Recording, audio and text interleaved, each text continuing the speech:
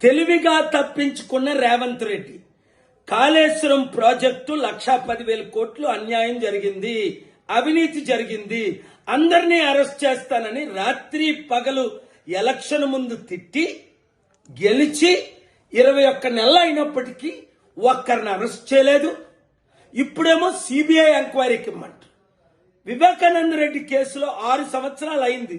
ఎవరు చంపారో తెలీదు, ఎవరు హత్య చేశారో ఎంతవరకు తేల్చిన సిబిఐకి ఇప్పుడు ఇస్తే ఏం న్యాయం జరుగుతుంది?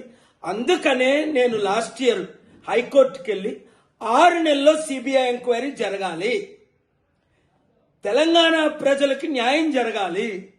కాళేశ్వరం అనేది పెద్ద కరప్ట్ ప్రాజెక్టు అని నేను ఆర్గ్యూ చేసినప్పుడు ఎవరైనా నాకు మద్దతు ఇచ్చారా?